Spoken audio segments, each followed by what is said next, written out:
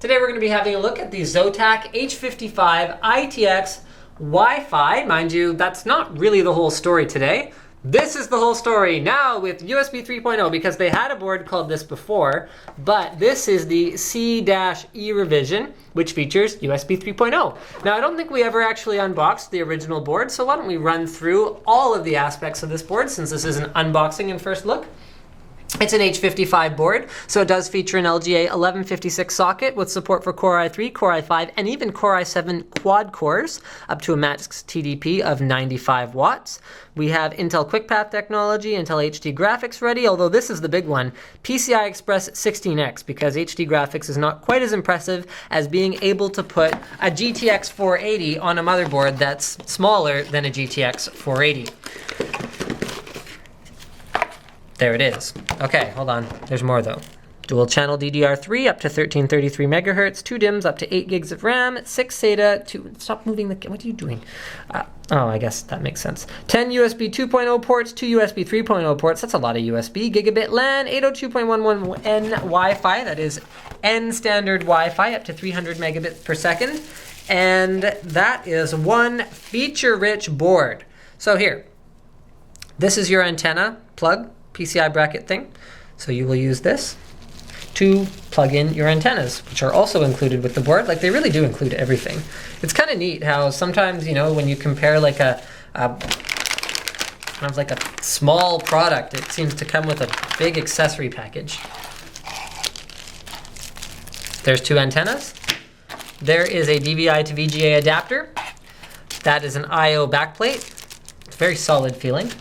Here's an extension cable in case you need to extend your CPU 4-pin connector to a longer CPU 4-pin connector. Then you've got 3 SATA cables, which is an odd amount. And finally, a quick installation guide.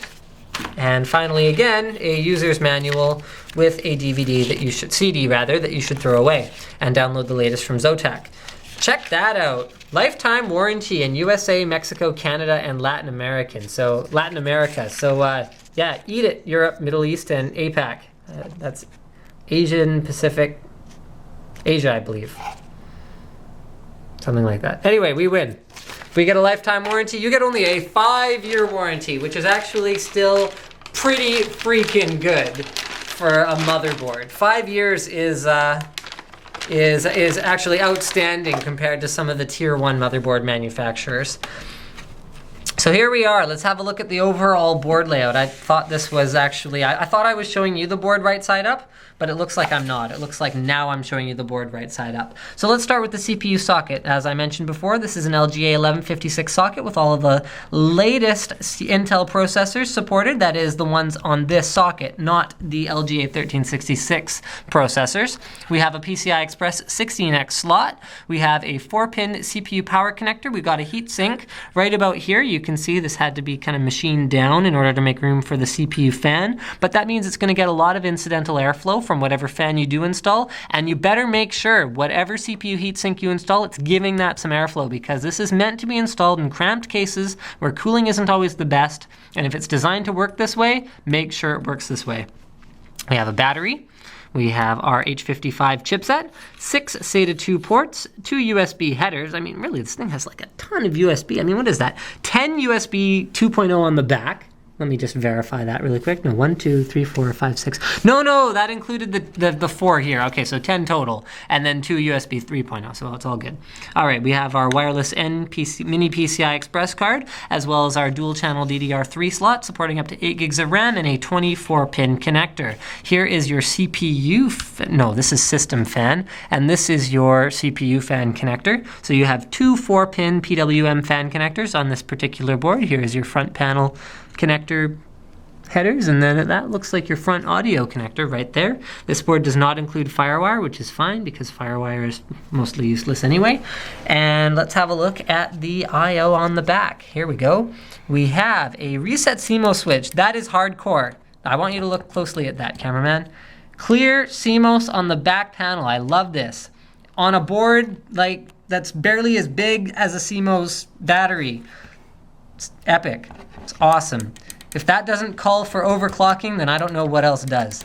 So we've got 1, 2, 3, 4, 5, 6 USB 2.0 ports, as I mentioned before, 2 USB 3.0 ports, a PS2 port, which I do still like to see, DVI, HDMI, eSATA, Gigabit Ethernet, optical audio out, as well as 7.1 audio, and then this is another thing that I just think I should call attention to. I talked about this previously on an ASUS video card. Look at the matte black PCB. I mean, that is awesome. Everything should come with a matte black PCB. I mean, look at it. It makes everything look way cooler. I mean, if Batman was in like glossy piano black, or you know that color that's like more like brown than black, like if Batman wore that color, he wouldn't look as cool. But he wears matte black, and that's why he looks awesome. Unless you watch the really old show where he wears like gray, and it's like tights. Batman was less cool then. Thank you for watching Linus Tech Tips, and don't forget to subscribe.